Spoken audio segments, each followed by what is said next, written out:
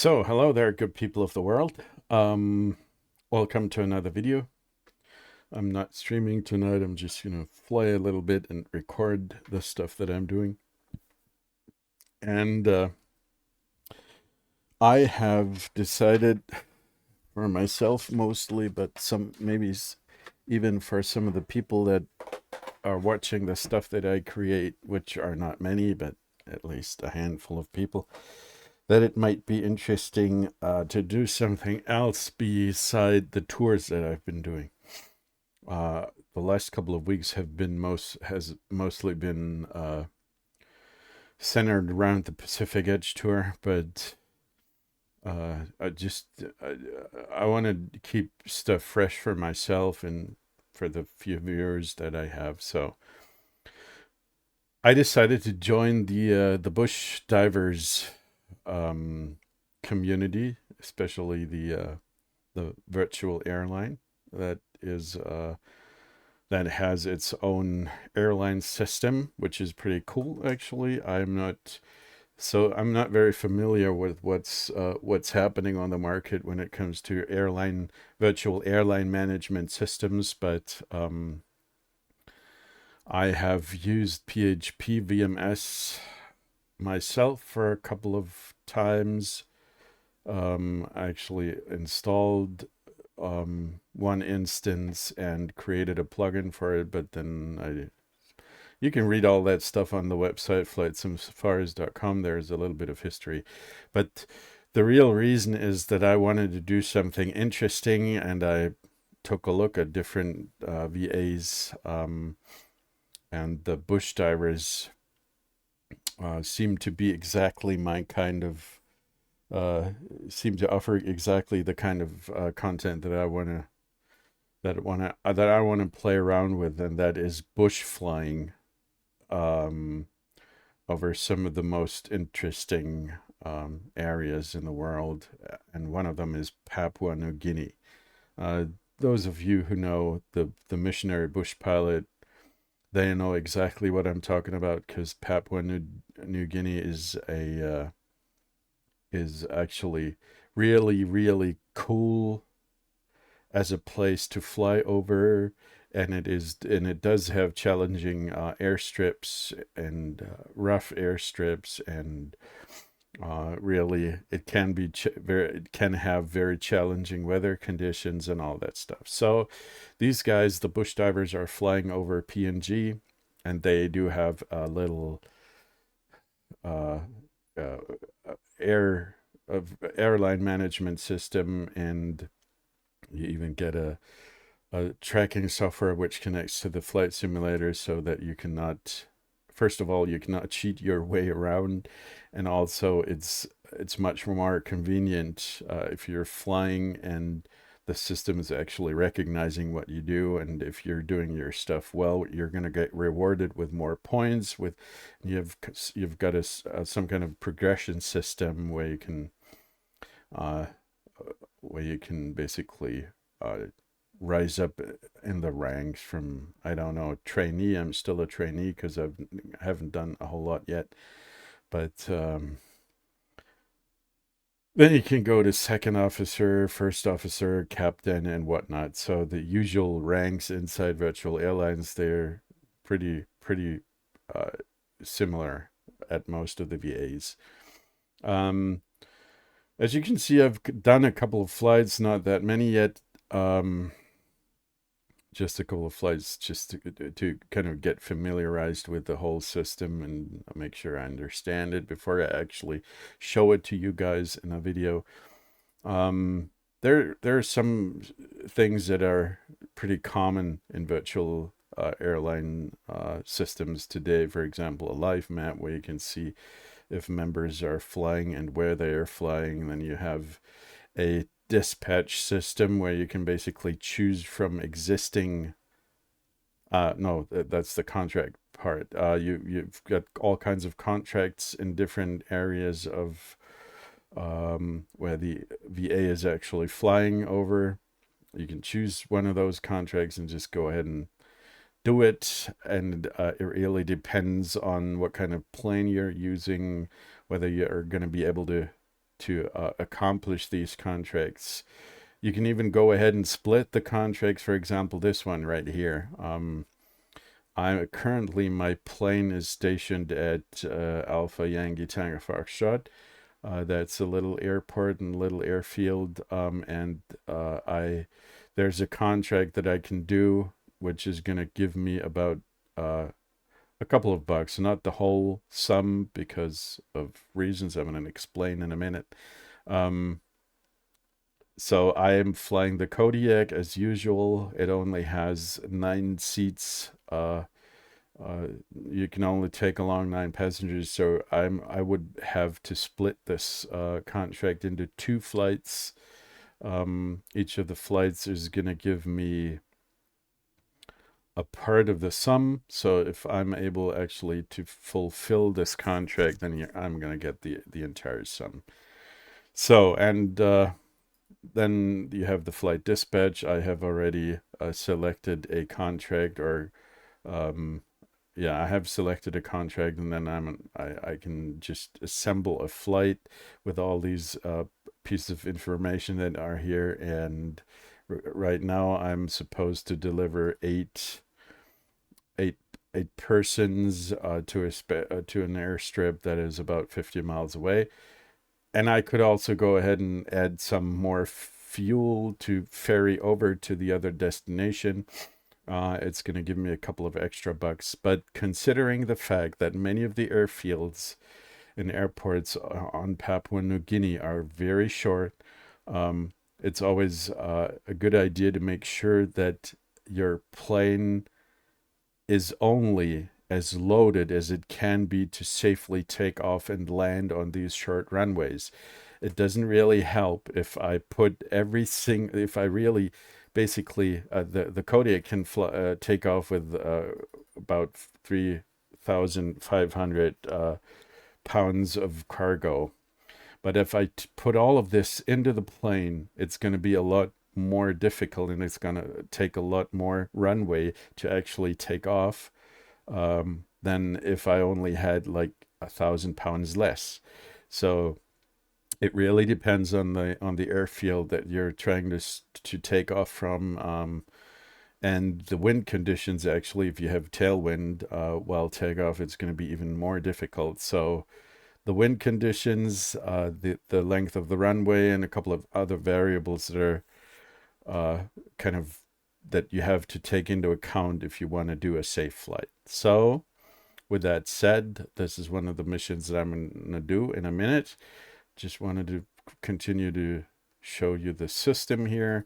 Then we've got tours, the kind of tours that I'm actually doing in different ways. There's a round the world tour where you can actually basically go around the world. It's got like 200 something waypoints.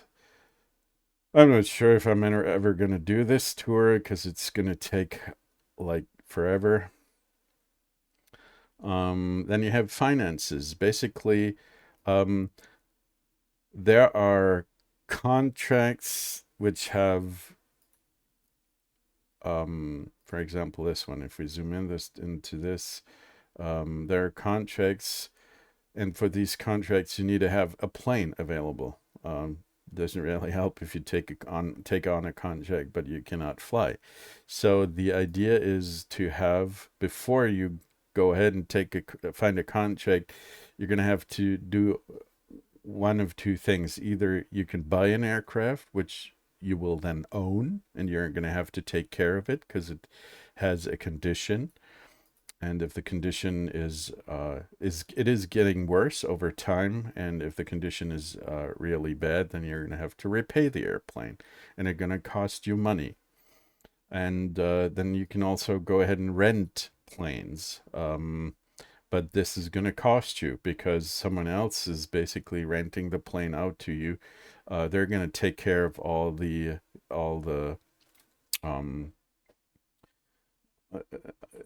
what's it called?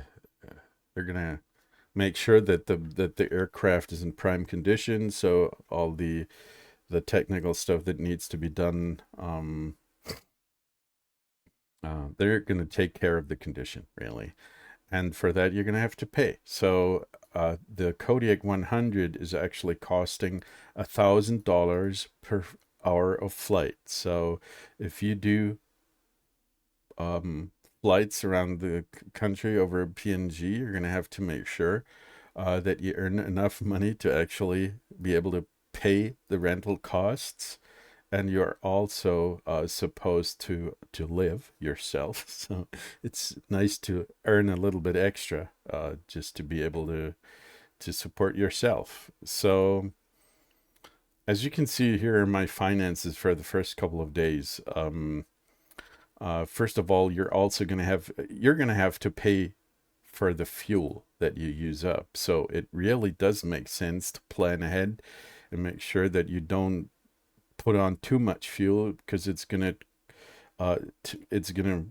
reduce the weight that you can put on in cargo, and it is also going to make the flight more inefficient.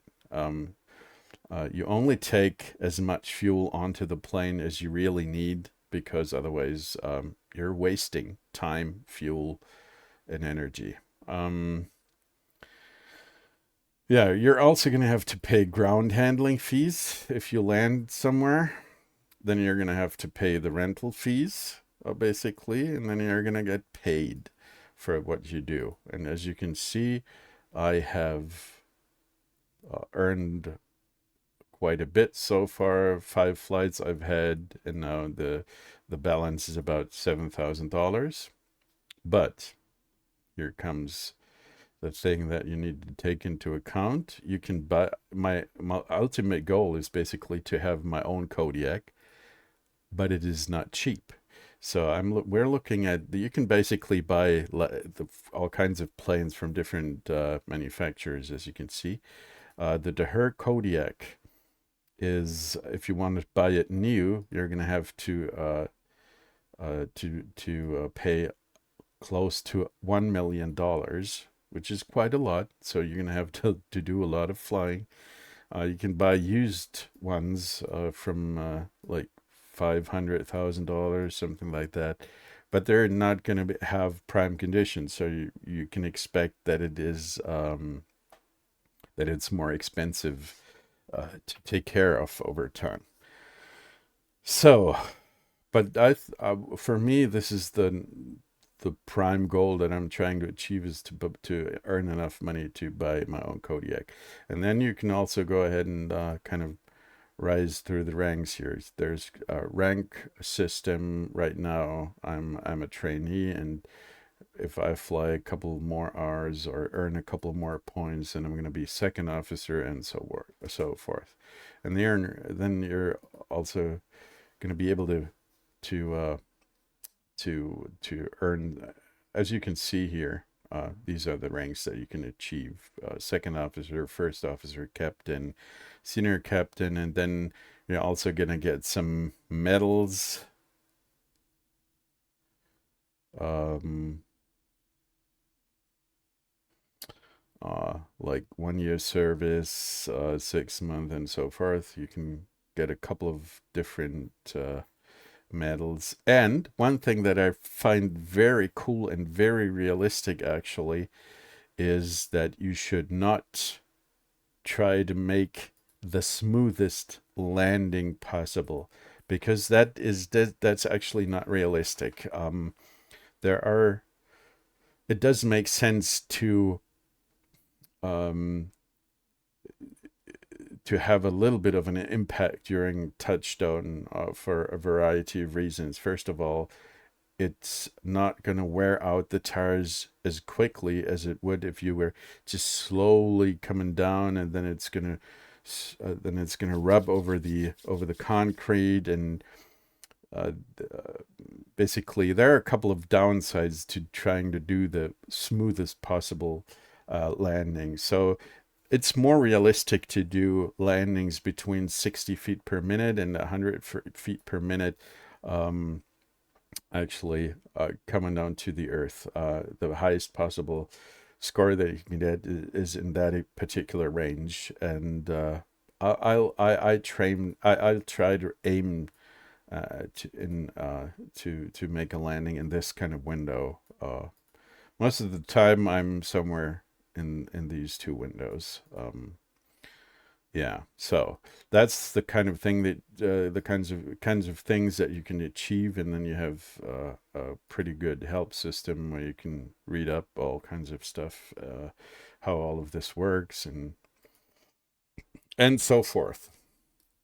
So the HQ, yeah, you can see the HQ, what kind of planes the BushDivers VA actually owns, with all the with the condition of each of these airplanes, and so forth. So enough talking. Let's actually go ahead and do a mission. So as I said, I have a contract running already, flight dispatch. So I'm gonna have to go from this to this airport. So we're gonna select this particular contract, and I'm also gonna select my plane. It's got 142 gallons of fuel inside, so I'm not going to have to take on fuel. The distance that we're going to have to fly is about 60 nautical miles. That's not a whole lot. It is probably, uh, I'm not sure how much fuel this is going to take, but we're, we do have a lot of it right now on board. Actually, it's too much. It's almost half a tank, half of both tanks in the wings, and it's not very efficient to have that much fuel on board if you're doing all these short hops. But there's also one thing to keep in mind: not every single airfield has the ability to refuel you. So in case, because actually we're using jet fuel, the Kodiak 100 is using jet fuel, not the 100 LL, but jet fuel. It's not available as wide as widespread as, for example, the 100 LL. So we're going to have to keep that in mind. So the destination that we are supposed to go on is this Yalibu Airport, about 60 miles away, and then we can go ahead and hit dispatch, and then this is going to be inside, and then it's going to be available inside the bush tracking system. The bush tracking system is a little piece of software that connects to the platform of BushDivers VA, and it is also going to connect to my flight simulator. So as you can see, there's a connect button.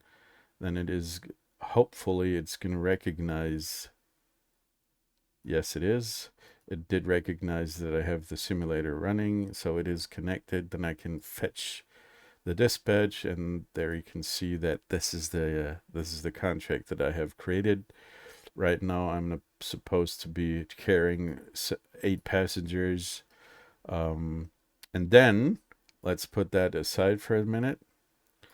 I will have to configure my flight. Let's do a free flight right here. And our departure airport is Alpha Yankee Tango Foxtrot. That's the Benaria airstrip at Tariz. So here's one of the things that I don't like.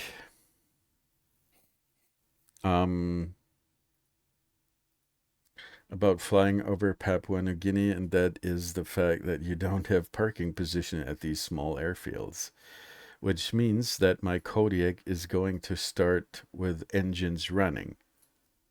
I don't really like this because, first of all, I like actually doing the whole thing and starting up the engine, and also I like it if you have a parking position where you're going to have to run up to the runway and so forth. So also there is a little bit of a restriction inside the bush tracking system. You need to activate allow running engine because by default you're supposed to make a cold start of your airplane. to get the full recognition. You're not going to be punished. You're not going to get a penalty for if you actually start the mission with a running engine, but it is, as you can see, they're telling you something about this. When checked, Bush Tracker will permit tracking start with engine already running, but we reserve the right to make a frowny face and deduct imaginary internet points. So I would love to be able to start the missions with a cold engine, but because of the fact that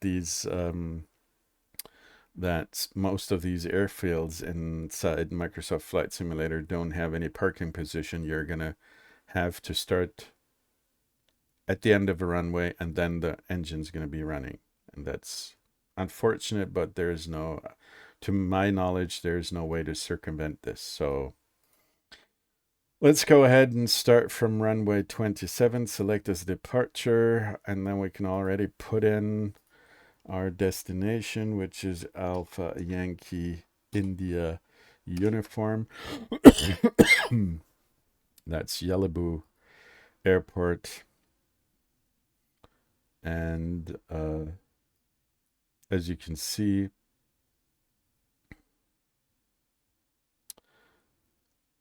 what the heck?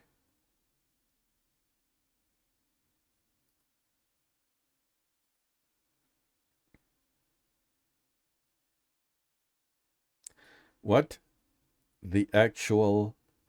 is wrong with the system here?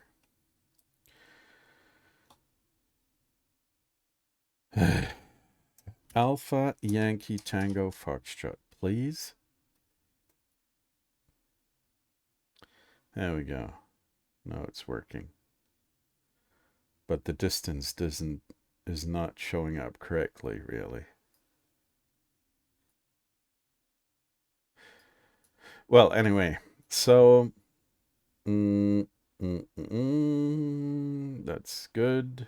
The only thing that we're going to have to do is to change the time, because unfortunately I am in Germany in a time zone that is far away from the time zone that Papua New Guinea lies in, which means if I'm flying during the day, it's going to be night there.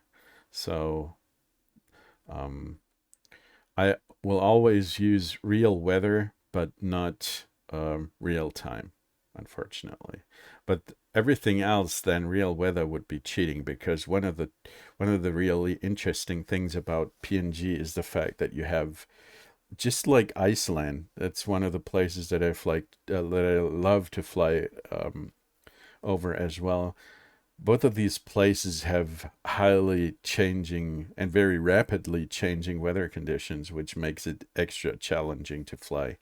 And that's actually very cool. So as you can see, we're supposed to be using up about 20 gallons of fuel. Then let's count in some extra. Let's say you should have 35 to 40 gallons of fuel. That's my safety margin if I have to land somewhere else or the weather is bad, whatever.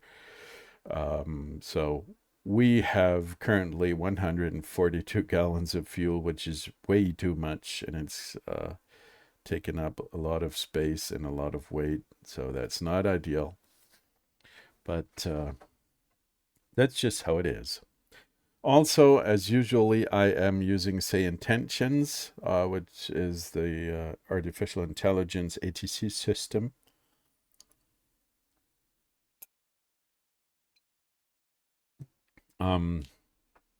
Unfortunately, I have been told that at VATSIM you don't have many people who are actually doing ATC there. So you're not going to be... So you're usually talking on Unicom, which is pretty boring. So we're just going to use SayIntentions for now. I need my checklists. What is going on here? I don't hear anything. Oh, here we go.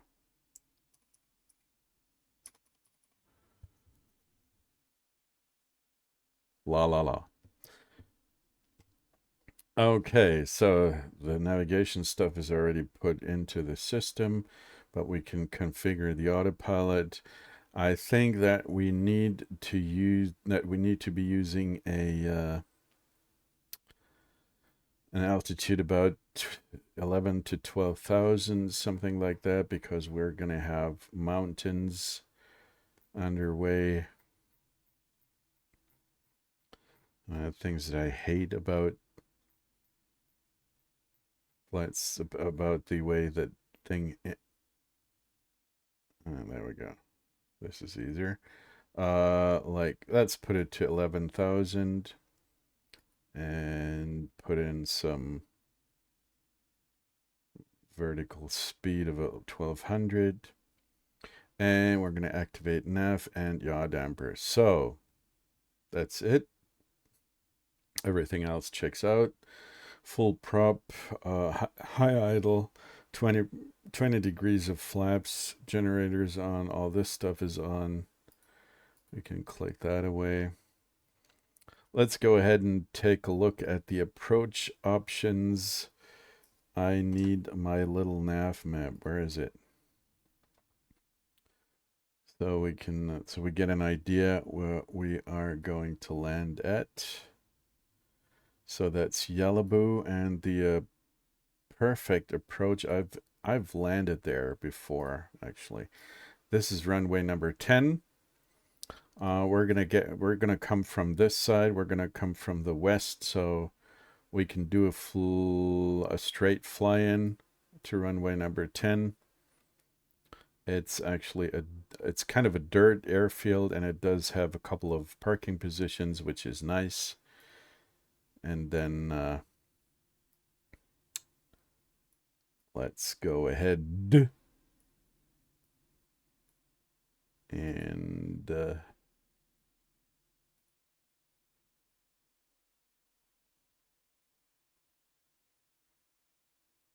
and make sure that we have the correct settings when it comes to cargo and stuff. So unfortunately, for a reason that I have not been able to determine, if I want to enter the right amount of passengers that I'm supposed to ferry out, it always resets to 0. I think that might be an issue with the Kodiak not being fully compatible to 2024 yet, to the flight simulator version, because it was designed for 2020. What I am going to do instead is just to put in cargo according to the number of passengers that we have. So looking at the fact that we're supposed to carry 8 passengers, let's just multiply this by, I mean, might have passenger weight something like 170 pounds. So let's multiply that with 800, 7, some 1,300 pounds maybe. Yep.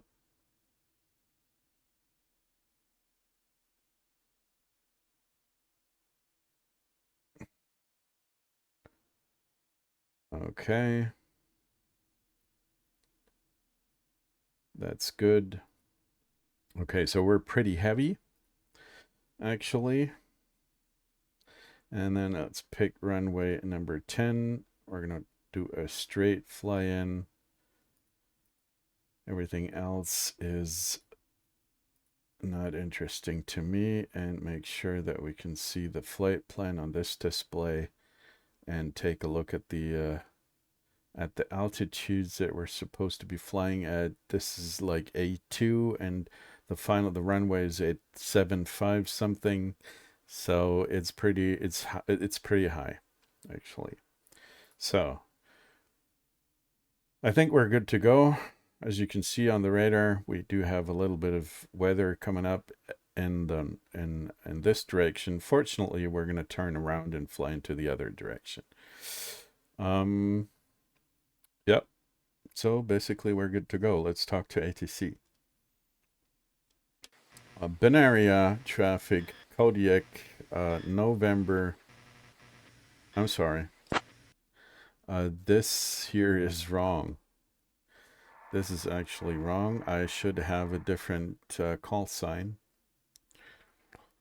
You know what? Let's for this once we're gonna do it with the wrong call sign. I'm gonna have to configure this differently. So binaria traffic, Kodiak, Delta Foxtrot Delta, taxiing runway 09er, westbound departure. I think.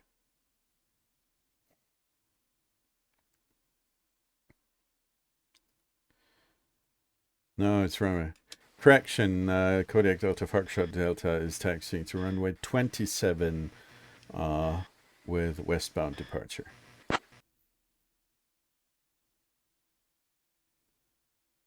Correction, Kodiak Delta Foxtrot Delta is taxiing to runway 27, but we're going to fly to the east after takeoff.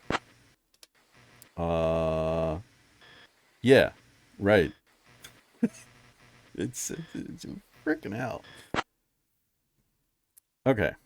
Anyway, I always forget to add the binaria, the actual airport name at the end of Unicom traffic requests, announcements, whatever.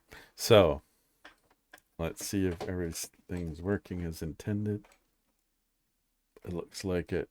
Flaps are working. Let's bring this bird into the air, shall we?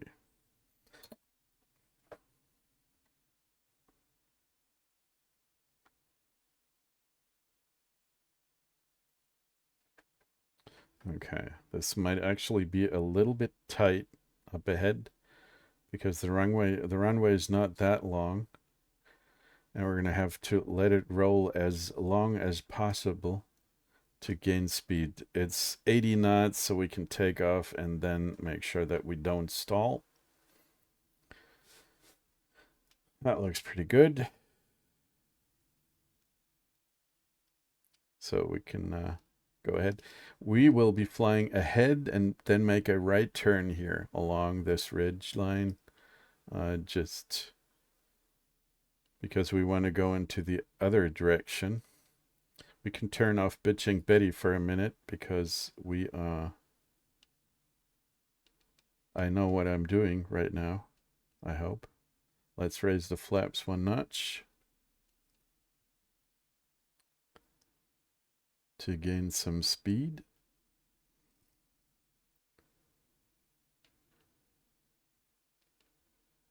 It's a pretty tight spot here to actually take off. We cannot really take off in the other direction. Runway 09 is difficult to take off because you would have to climb very high, very quickly. As you can see, there are hills coming up right after the runway, and it's almost impossible unless you have an entirely empty Kodiak to get up to get high that quickly. So it always makes sense to, yeah, I know, it always makes sense to take off in the other direction. So very nice canyons here. And we can go ahead and activate the autopilot and let it do its thing. Raise the flaps fully. We already did that. Reduce the RPM to 2000.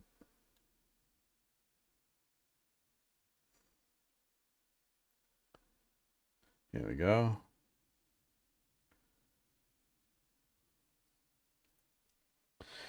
Okay.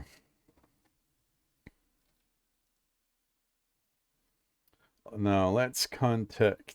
We were on the CTEF frequency. Now we're going to switch over to Mount Hagen control.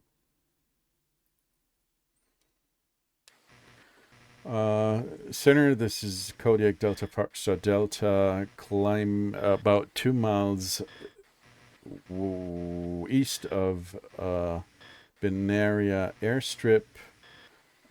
Climbing to 11,000, destination Alpha Yankee Tango, correction, Alpha Yankee India uniform.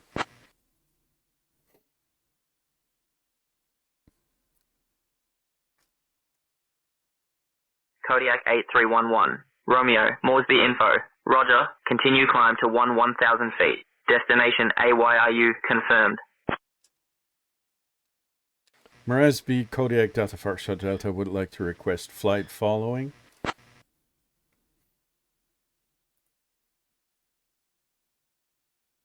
Kodiak 11 Romeo, Squawk 2121, and ident.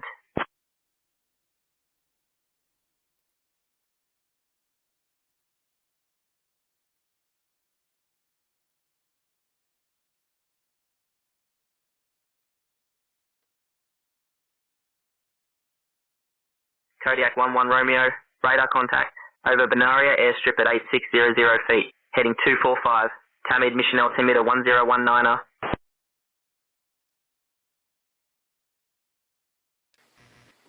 Altimeter 1019er, Delta Foxtrot Delta.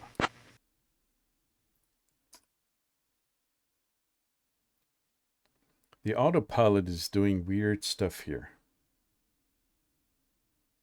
Sometimes I wonder.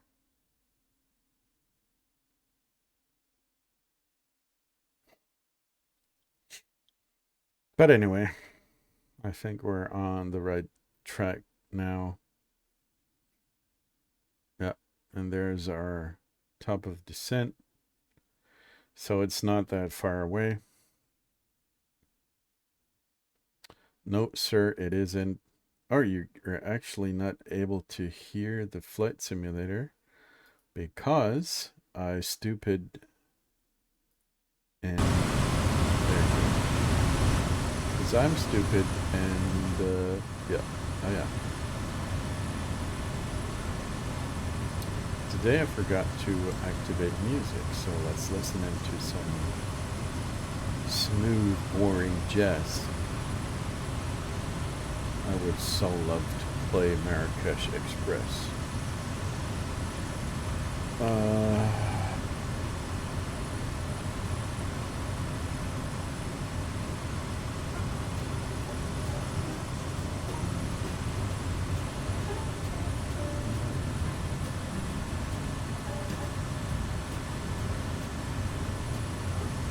Okay, we can actually go ahead and turn off the standby attitude indicator because it'll give us a couple of added frames per second. You can, for those of you who don't know, this is an additional computer that's completely separate from the Garmin systems.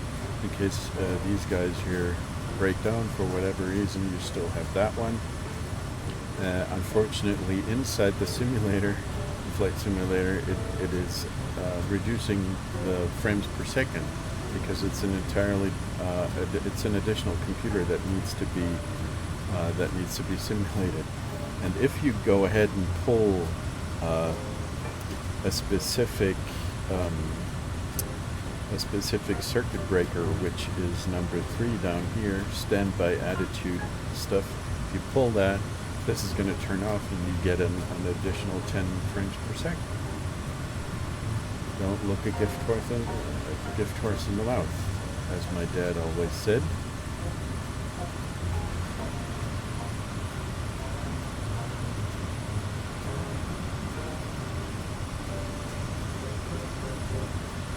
Moresby, did you get my last message?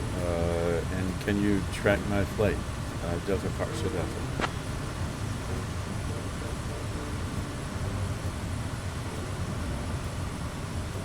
Kodiak 11 Romeo, radar contact, over Binaria airstrip at 8600 feet, heading 245, Tamid mission altimeter 1019er.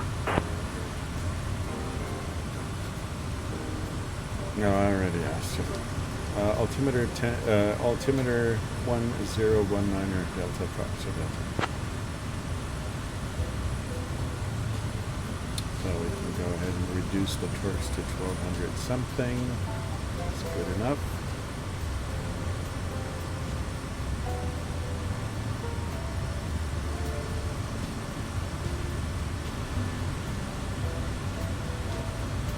So at first yesterday I still was playing around with Flight Simulator 2020 because I thought that the system from BushDivers VA, the flight tracker, was only working with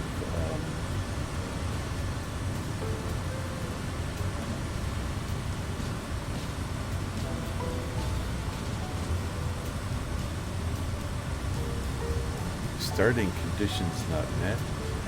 What the fuck? Oh, please.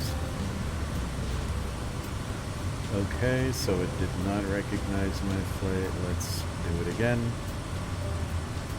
That's one of the things that you really need to take care of, is we're going to restart the flight. I'm sorry, guys, but...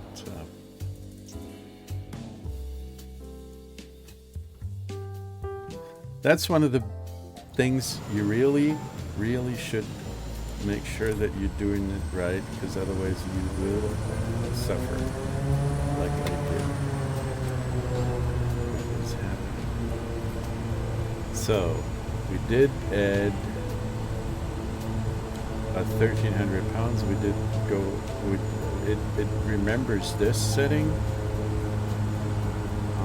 but what it does not remember is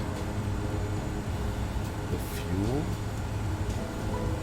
because as you can see, the bush tracking system actually recognizes where you're taking off. It needs to be the same place that you actually put into the contract, and then you have to have the exact amount of fuel on board, otherwise you're going to get the starting conditions are not going to be met and the flight will not be recorded. So we need to take a look at how to change the fuel inside the simulator here. I seriously don't know. Aircraft flight performance, fuel. Let's put in 72 maybe. Show us on each side. Each side 72. There we go. Loading aircraft. Okay. Now it says that we're good because it's close enough to what we actually filed for. And now we can go ahead and start the mission. So let's do that again real quick. I'm a bit annoyed. Turn this shit off. Let me select.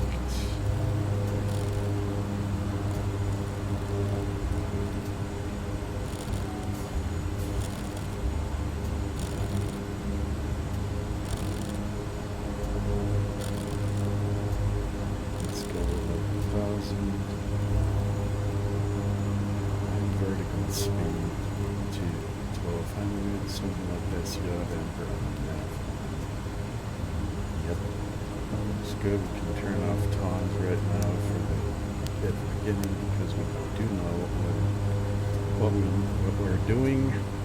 Flaps 20, prop full forward, high idle.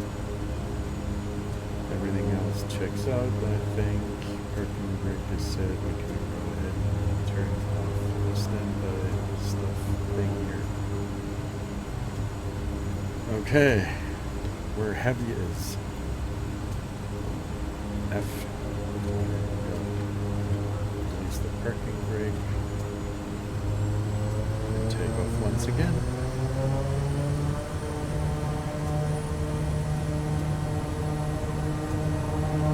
Let's wait for the torque to build up so we get maximum acceleration.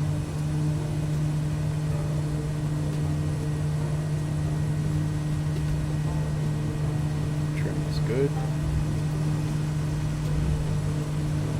Rotate at 80 knots. We don't have any kind of problem with climbing quickly.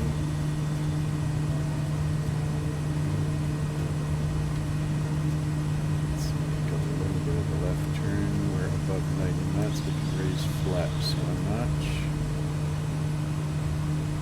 It is accelerating.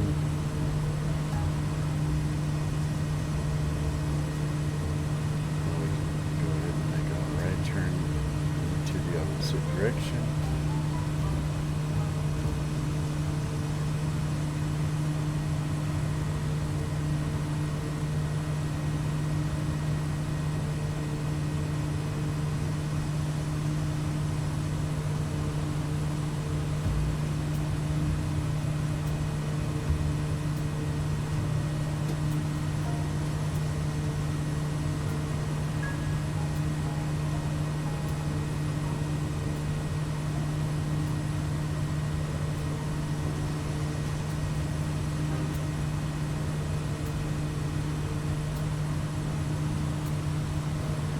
So let's go ahead and raise the flaps fully.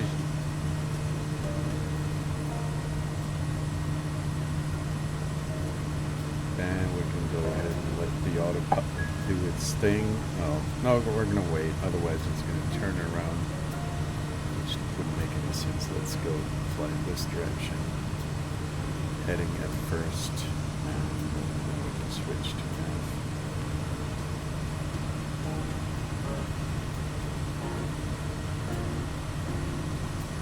Autopilot, dear. Nice aircraft.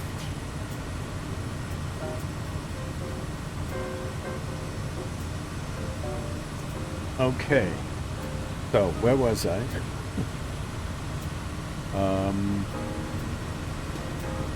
Yeah, so you should always keep an eye on this on the bush tracker for one particular reason that I have found out so far. As you can see, it is already tracking our flight and the progress that we've made here. It says like 5.2 miles that we've done so far.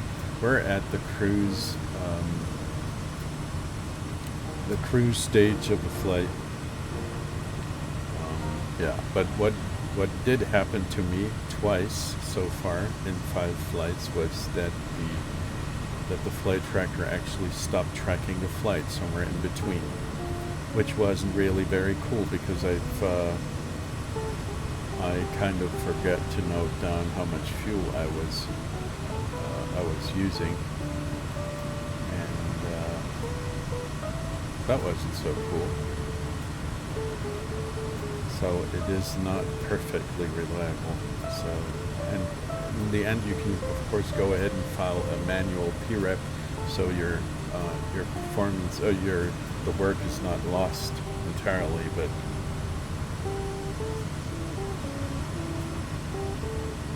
I still would prefer to have a reliable system.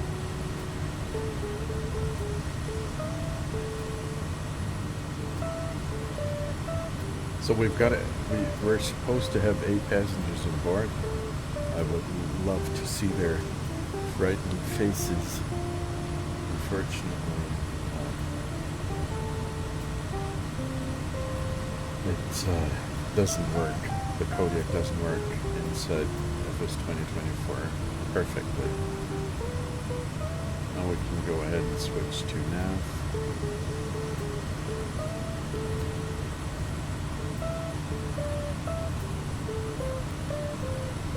Come on.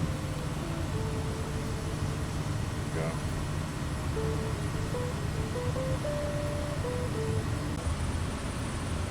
Okay, so I had to make a quick break because of family business. Now we're back on track. At 11,000 feet, we're about 50 nautical miles away from our destination. And the bush tracking system is still working. Let's see how long it is working. Now, about Papua New Guinea. Obviously, people from the sim community do know the area, I would say, because it's one of the favorite spots on the planet to do bush flying, because it's awesome. It's extremely you've got all kinds of different landscapes and very challenging conditions, and the airstrips are freaking awesome. Most of them are dirt patches, not more than just, grass runways or dirt runways, and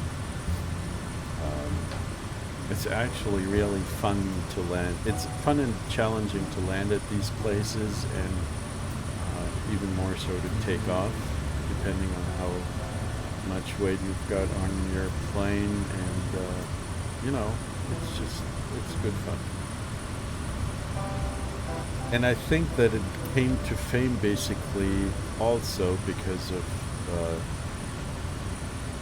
the missionary bush pilot whose name is Ryan Farron, he's flying for a company called Ethnos 360, which is basically providing, let's call it religious services to remote communities like on PNG, missionary services. You might agree or not or disagree with what these guys are doing. Personally, I'm not a religious type, and I seriously dislike the idea that you're trying to force your religion on other people, and they're actually kind of forcing it. They're bringing the gospel to places that would never have been interested in the gospel, and they're only going to get, I presume, I don't know it, but I heavily presume that these guys are only going to get the gospel, going to get the missionary services if they accept the gospel. So putting that aside, putting the motives aside, I think that the actual flying part and the idea of helping people and connecting remote locations using airplanes, bush airplanes, has a lot of merit. And looking at the videos and the stuff that they're doing there, actually, is pretty awesome. For example, building solar panels on houses so these people have some kind of energy source that they can use for different kinds of purposes. For example, light for children, if they want to do their school stuff. And they have a lot of very interesting projects, and they're actually helping these communities. And the videos that Ryan does are very, very interesting. And they're basically, you can get a lot of knowledge about bush flying in general. So that has been one major source of entertainment for me on YouTube. So if you don't know Ryan Farron, you can go ahead and search for missionary bush pilot on YouTube, and you're going to find his channel and all those things that he does. And he's been on PNG for, I don't know, more than 10 years, I think, and discovering the country in every possible detail, I think. So that's pretty awesome.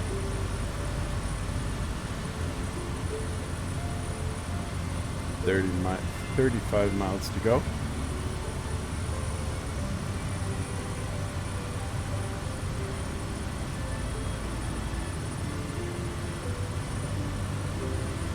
Oh, we could actually go ahead and select what has happened to my button here.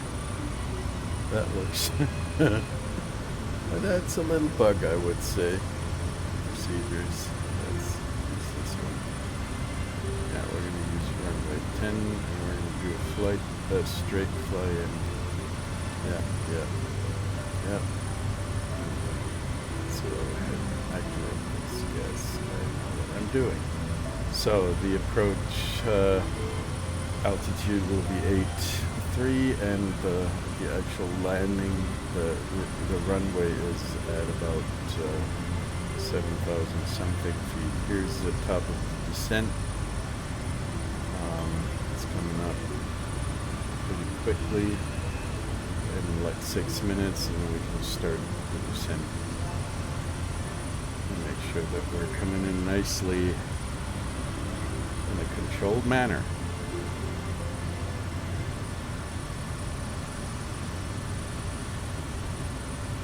We can turn on the TAWs for now. While in flight, we can turn it off again once we are back where we're supposed to be landing. So far, the bush tracker is still tracking, no errors.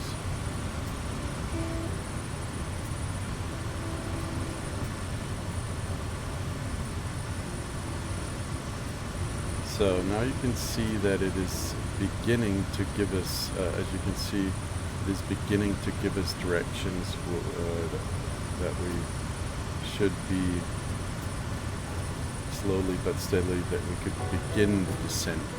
This is the descent rate that we're supposed to be doing. This is our projected glide path. It's gonna, this diamond here is gonna slowly go down to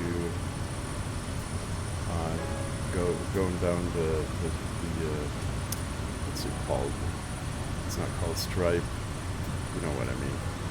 This thing here. It's gonna go to the middle, and it's actually gonna go down all the way unless at this point we're gonna go into the descent and make sure that we keep the glide path. Keep on the glide path.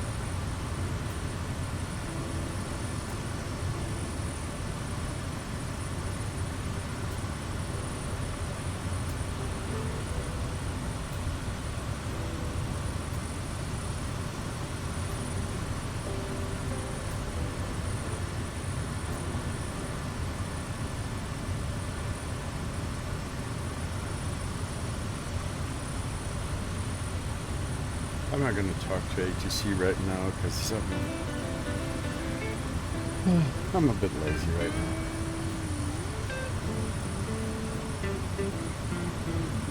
There it is. This is the top of descent. This is our straight fly-in. There's the actual runway. And we're going to have to lose altitude pretty quickly from this point here to this. It's going to work out.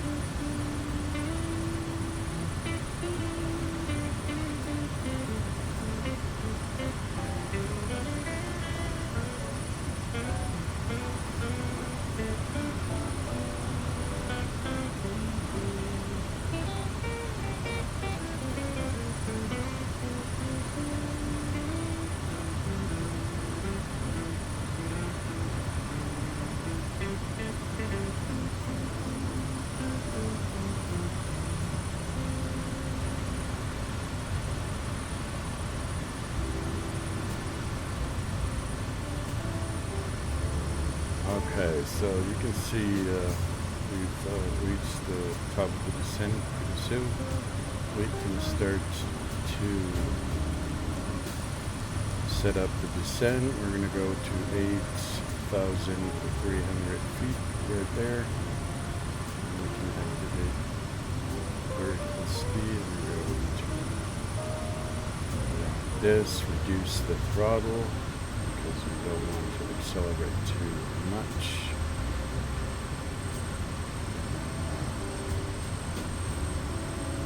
We'll be there pretty soon. I would say, oh yeah, pretty soon. You can actually see the runway from here. It's this little strip up ahead. And we're going to do a nice straight fly in here in that kind of curve right there. Just going to be a very easy approach. Also, last time I've been there, the approach, the actual final approach of the runway is pretty clear. Not too many trees or bushes in the way, because in the simulator you quite often have the situation that right at the beginning or the end of the runway you have these huge trees, which does not make any sense. In reality, you would try to make sure that the approaches are as clean as possible, so you can you're not going to be running into trees if you don't have if you're not going to be able to climb as quickly. So we can already switch down to 7,500 feet. There we go. And even decrease the descent speed to like minus 800 feet per minute.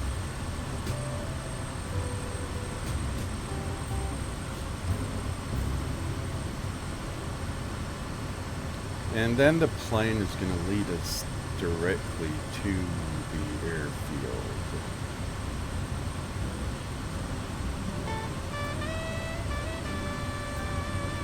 It doesn't really get any more convenient than this. If you have all these approaches inside the Garmin system like we do have in this particular case, it is pretty easy.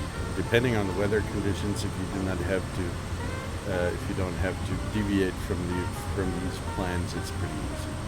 Usually I would also, at least on the first time in the simulator, if I'm flying over an airfield, I would make a flyover and make sure that I get an idea what the conditions are like, if there are any obstacles or stuff like that. And what also happens in 2024, in the Flight Simulator 2024, is that you can get animals on the runway. I've had that in the Pacific and in the Caribbean islands at some point. There were just, animals standing right on the runway.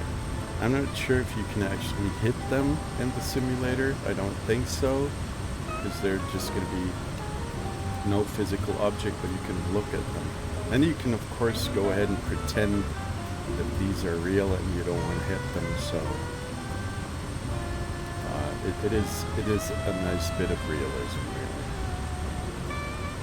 I like that. So it does make sense to actually take a closer look at the airport and make sure that you have that all the necessary conditions are met that you can land on the runway.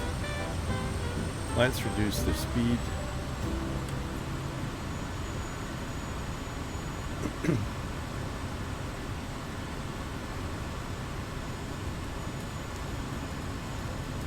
Start just lower flaps.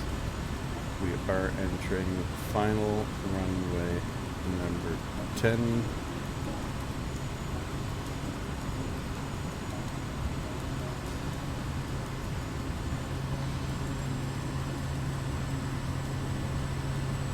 And let's lower the flaps even further.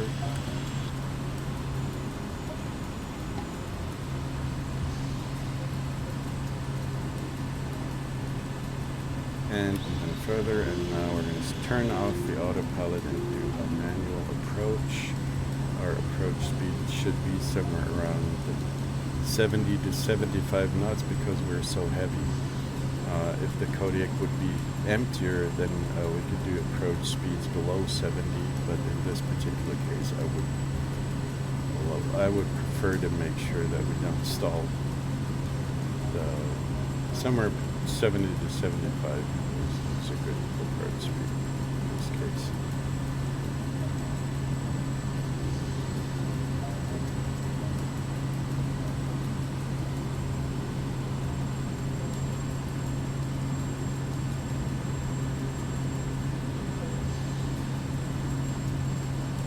Absorb that fully. 500. The Kodiak is very agile, really. You don't really have to push the throttle forward too much to actually make it jump, kind of jump up and down. You need to be very delicate with the throttle lever, because otherwise the torque is just going to spin you around upside. It's going to pull you up and down, and it's going to have to be a very smooth approach every single time, because otherwise it's going to be a pretty bumpy ride. So there we go. This looks good to me. Let's pull out. Yep. That's good. In this case, we do not need any reverse thrust because the runway is long enough. No need to put more stress onto the engine than necessary because reverse thrust will put stress on the engine and is going to make it get older pretty quickly. So let's turn around and find a nice parking spot here in between.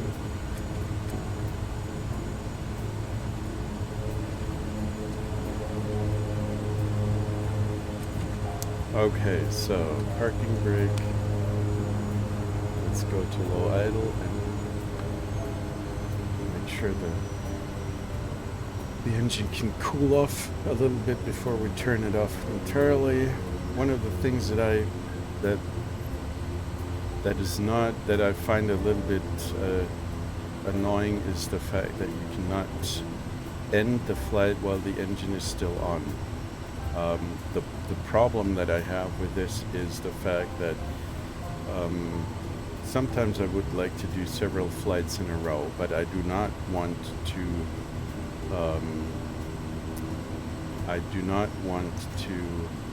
restart the flight every single time.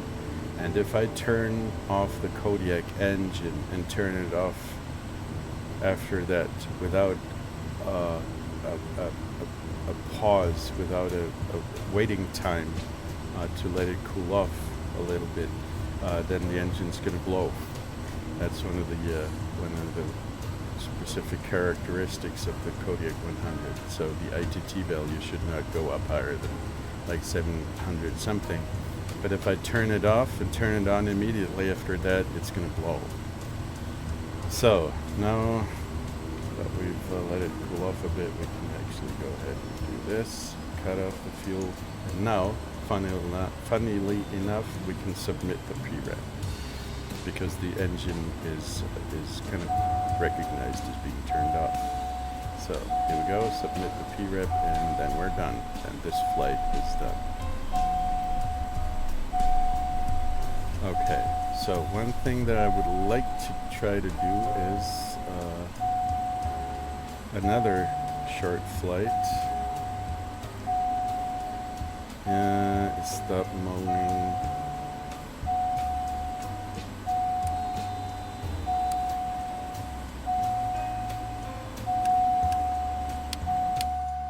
Let's turn shit off for a minute.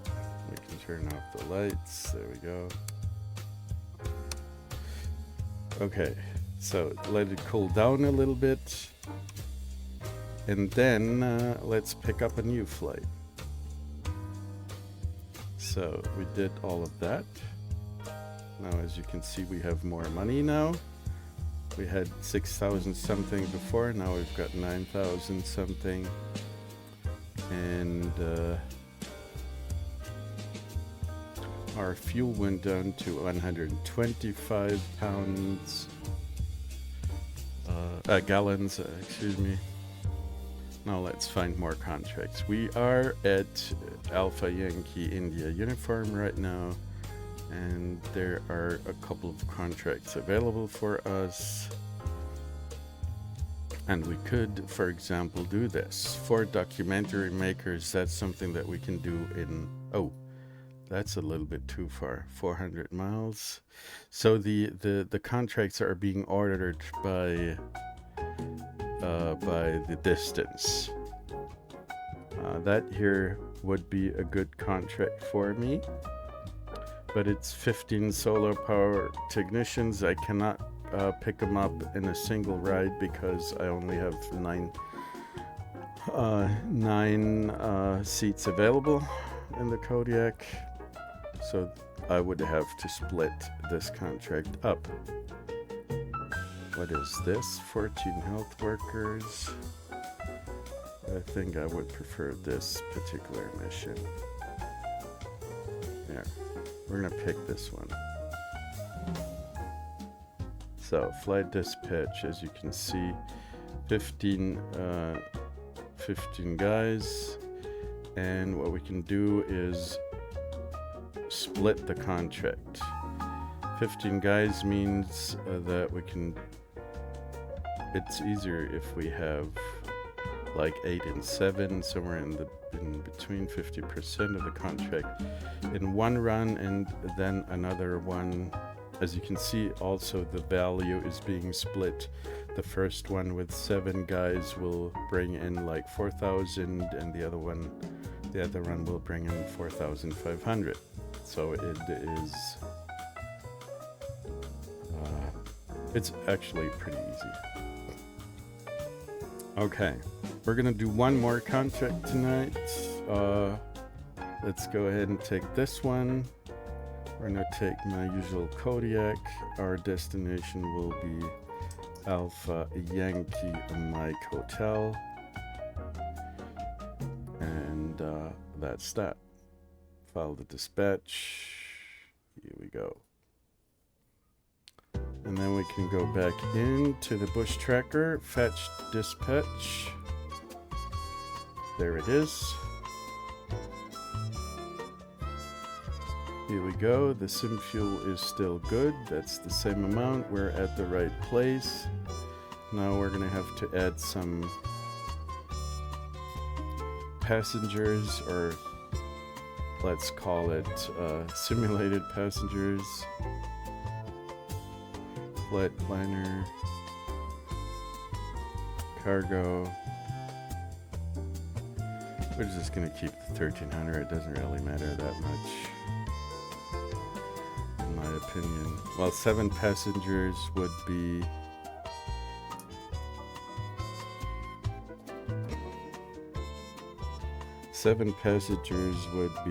let's pick I'm such a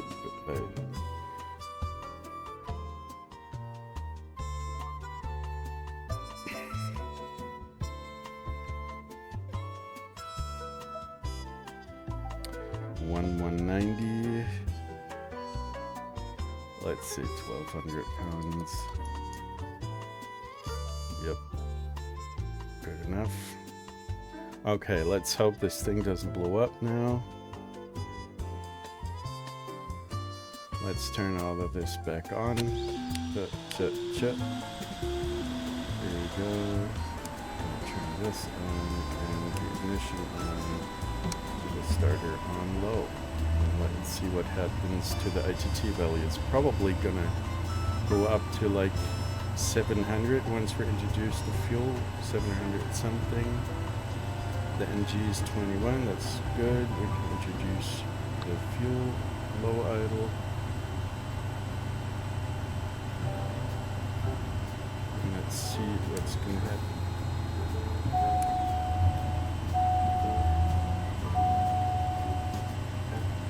Nothing's happening. Oh man. It might be a good idea to actually allow fuel flow. There we go. Let's see where the ITT ends up. 680, that's okay.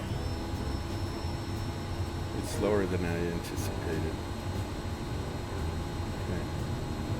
Values have settled in, and we can turn on the generator, turn off the starter, turn off the ignition, and put the aux fuel pump on standby. We can also go ahead and put in and make sure that we're not sweating all the way. Okay, and our destination will be Alpha Yankee Mike Hotel. Let's put in a new flight plan.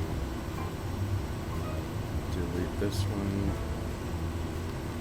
And Alpha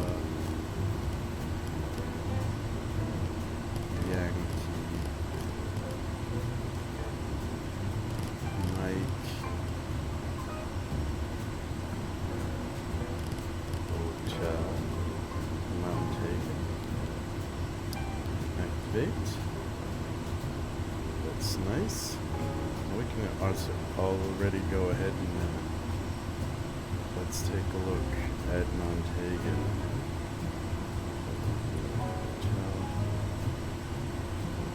That's that. Let's take a quick look at the conditions that we're going to meet at Mount Hagen. It's got 2 runways actually. We have several possible approaches. It might make sense for us to use the shorter runway because we just, we can use it. There are other planes that are not going to be able to do this, so we might want to take 8 or 26 maybe. So considering where we're going to come from, let's say we'll take runway 08. Procedures, select approach, visual, runway 08, enter, we're going to do a straight in, enter, activate, yep, there we go.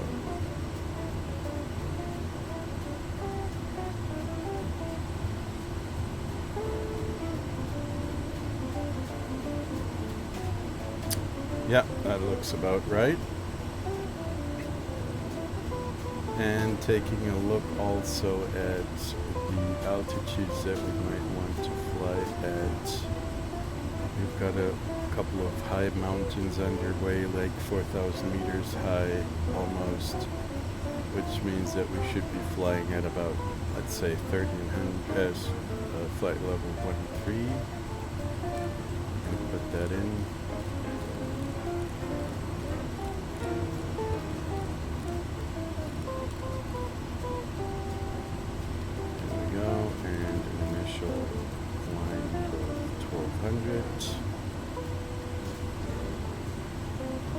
And yaw temper is still on, nav is still on, everything else is good.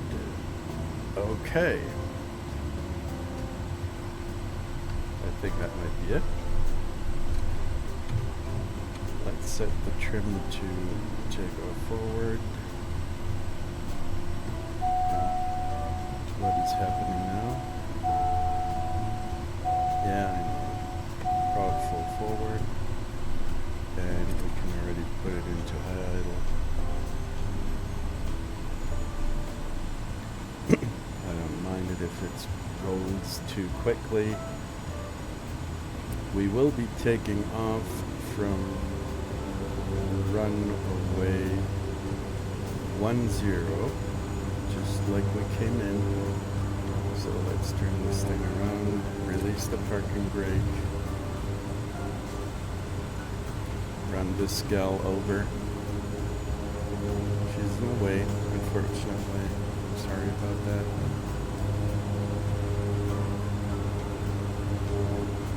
Put the flaps to 20 and announce ones are taxi. You have only CTAF frequency here. Yellowboo traffic, Kodiak Delta Foxtrot Delta is taxiing runway 10 with southbound departure.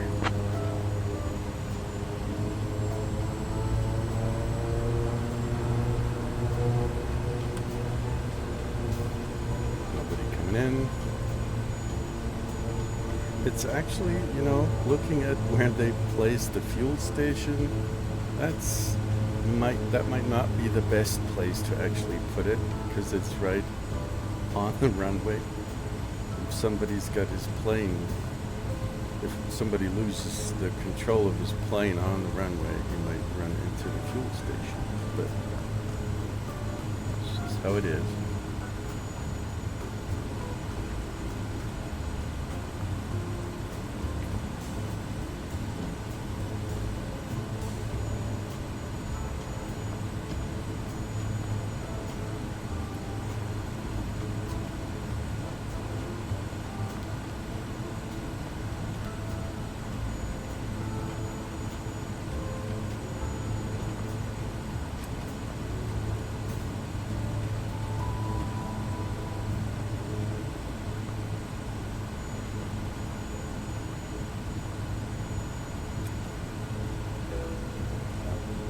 Okay, so let's turn around here.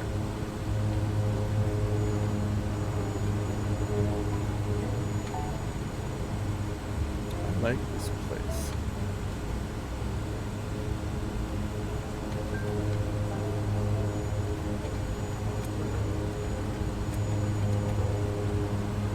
Rob full forward, full high idle. We did turn this off. We've got trim set. We've got flap set. Let's turn on. We should be turning on the lights actually. Landing lights on. Everything else looks good. Let's talk to traffic. Yellowboo traffic, Kodiak Delta Foxtrot Delta is taking off runway number 10, southbound departure, Yellowboo.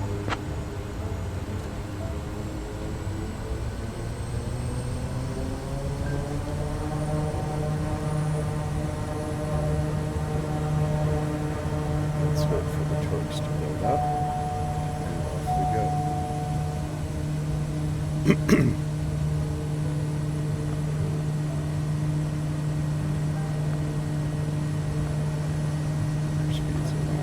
Fifty, 60, 70, and rotate.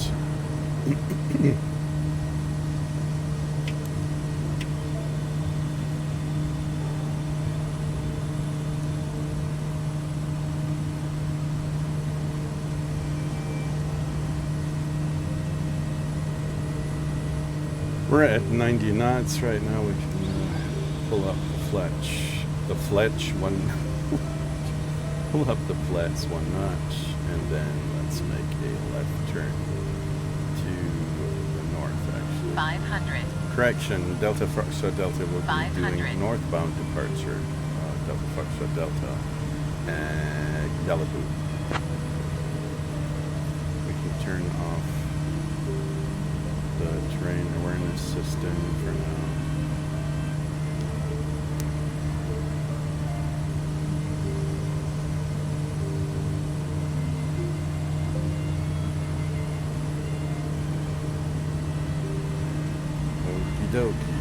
Yep, I like this particular little airfield here. It's spacious, it's comfortable. You actually have parking positions, which is nice.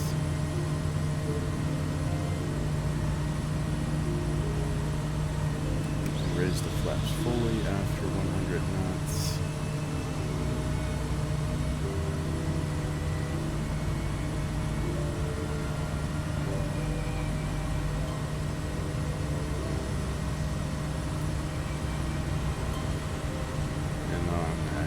Autopilot.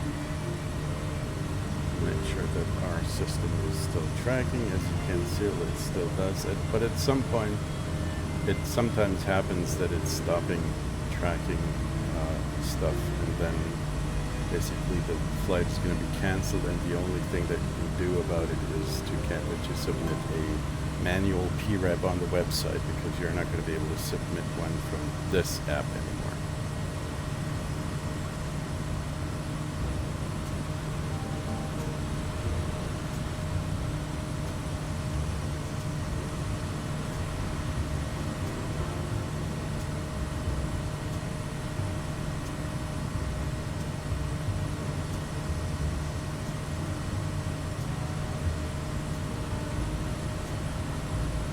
Mount Hagen is one of the bigger airports on Papua New Guinea. What we can do to actually get some information about is we are going to activate our beloved tour guides, and let's see who we have available today. Let's talk to Sarah. She's a professional.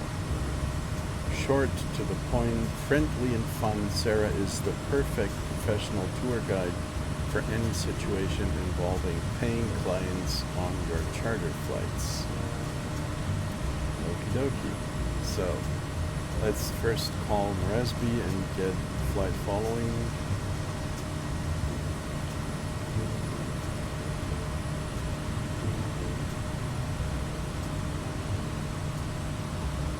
Oh no, we can actually talk to Mount Hagen because it's not really that far away anymore.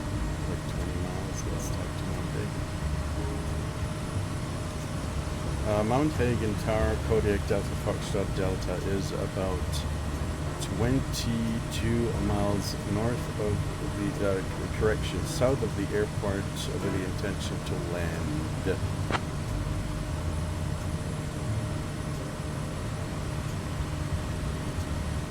Kodiak 1-1 Romeo, O navigation. Delta Foxtrot Delta. Kodiak 8311 Romeo, Hagen Tower. Enter left downwind for runway 26. Wind 355 at 3. Report when established on downwind.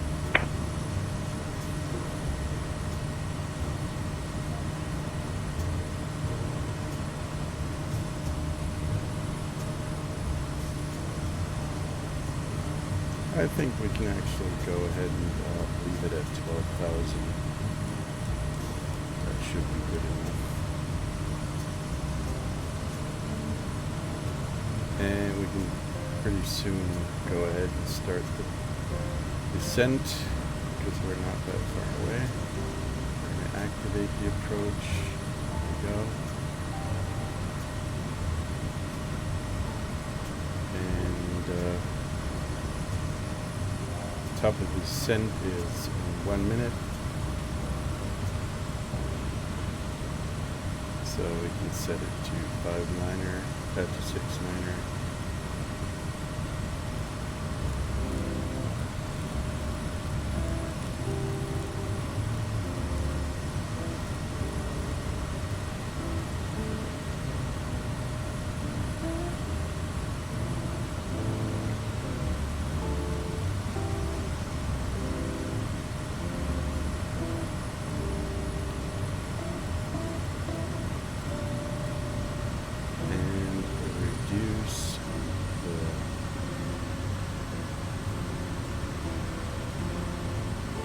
Throttle, don't accelerate too quickly. There we go.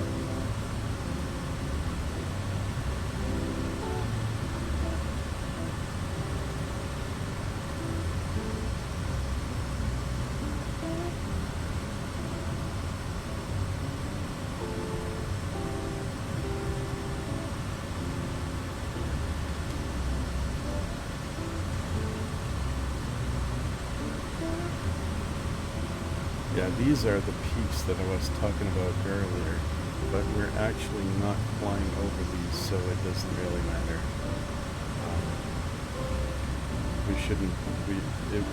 It actually wasn't necessary to go as high as I did. That was bad planning on my part. I didn't really take a good close look at the map.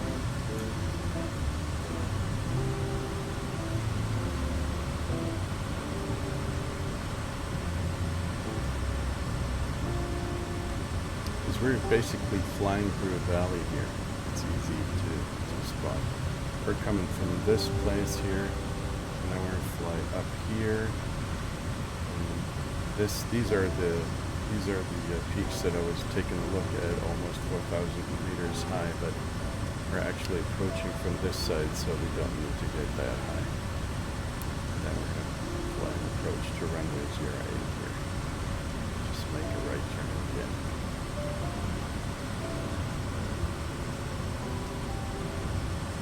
It looks like we have a bit of a weather situation up ahead. Let's zoom out and take a look at that.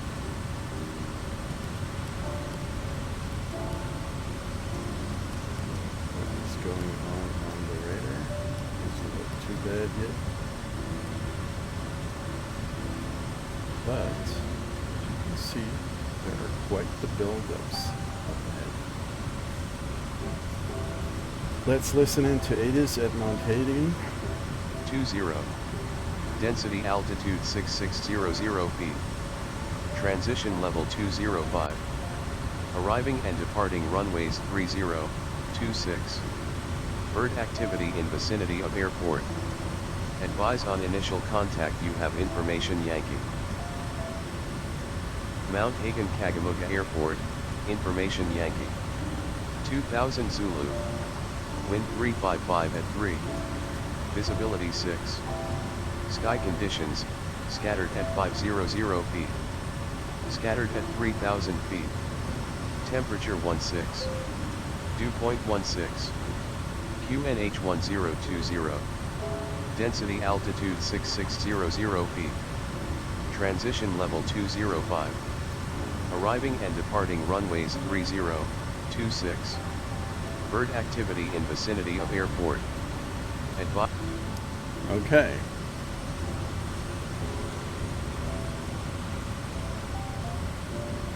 We're going to get into these clouds, but there's nothing we can do about that. We do have a nice approach path, so we should be good anyway.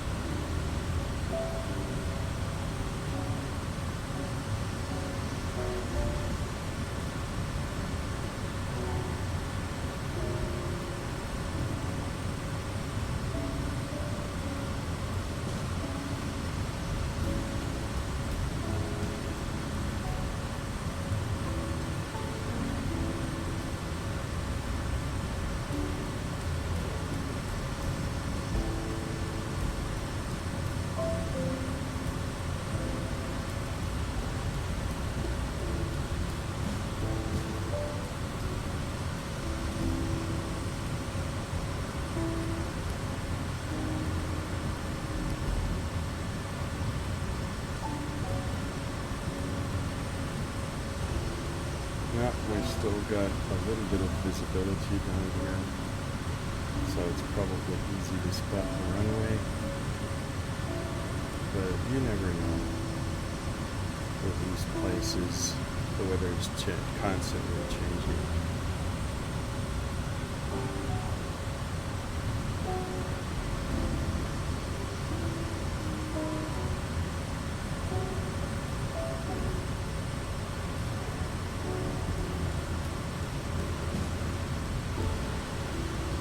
Mount Hagen, Daher Kodiak, Delta Foxtrot Delta is entering final runway 08.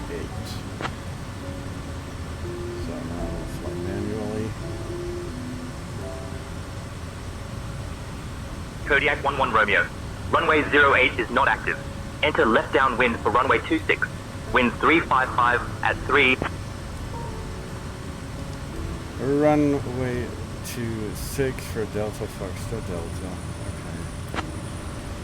So let's see, what do we have? 26 is the opposite. At our 1 o'clock, you'll see Mount Kodiak Hagen 11 Airport, Romeo. which is quite Negative. an interesting Enter spot left in the downwind Western for Highlands runway province of 26. Papua New Guinea. I need you to This read back airport the is a entry hub for instructions. travelers exploring the rugged beauty of the highlands. It was originally built during World War shut II, up, Sarah. serving as a strategic location for the Allies. Today, it's a gateway for adventurers and locals alike, connecting them to the remote and stunning landscapes of Papua New Guinea. The airport is surrounded by lush greenery and mountains, making it a picturesque sight from above. It's also known for its challenge. I had to disable her. So the runway 26 is the opposite direction, which does not really make sense because then we're going to have tailwind. But you know, these guys certainly do know what they're doing, so we're going to do as they say.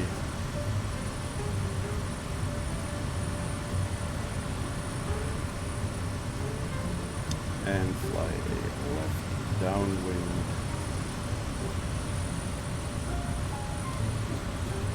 Mount Hagen, Delta Foxtrot Delta is left downwind, runway 26.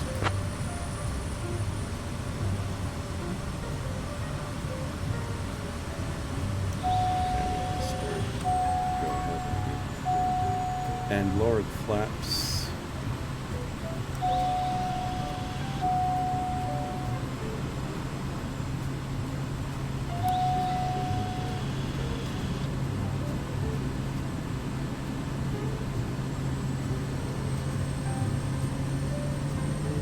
Forward.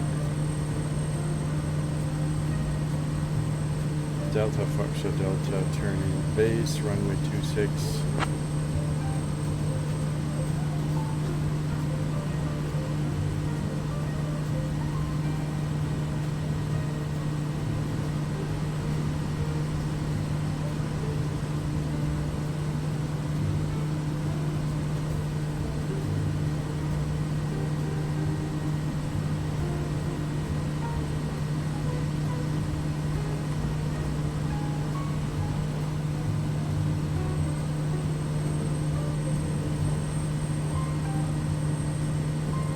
Delta Foxtrot Delta turning final, runway 26.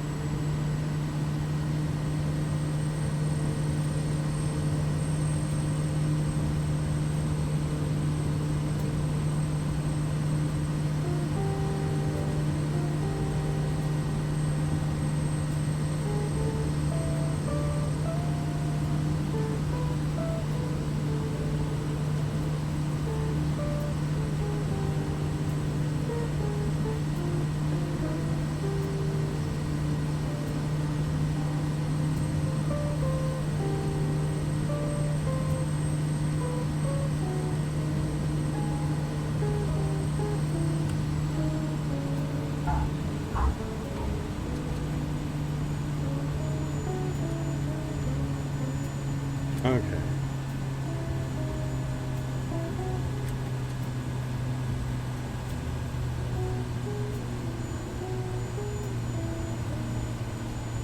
Let's make a quick left turn here. Kodiak 11 Romeo, taxi to general aviation parking via Alpha, cross runway 12 at your discretion.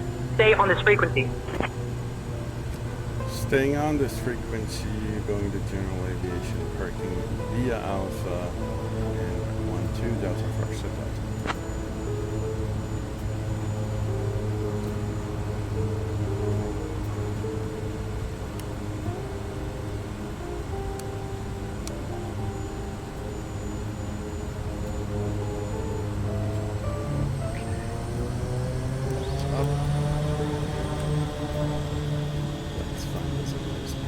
spot somewhere.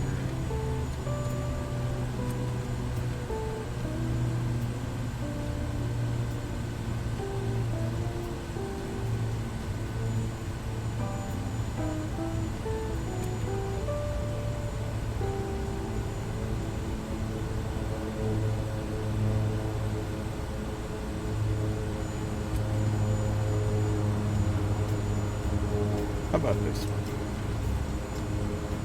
Could be worse. Okay.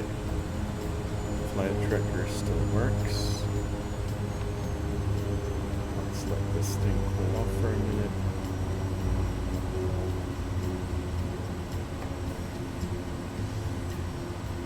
Until the ITG settles. Get some low 400 down. So as you can see, it's still, we have landed.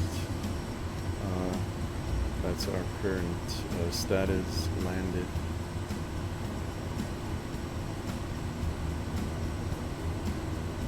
Okay, I think we can shut this thing off now.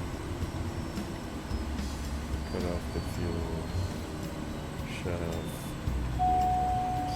all that stuff. Turn off the lights slowly.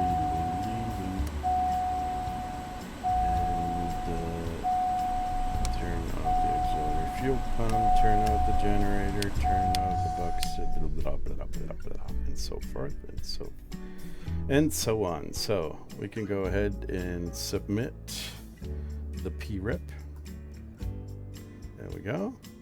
Then let's take a quick look at the result on the platform here. $11,000, very nice.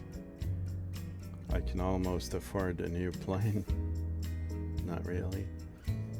And well, that was it. So you know what I'm doing if I'm not flying the regular tours. And I actually hope that more people are gonna recognize that the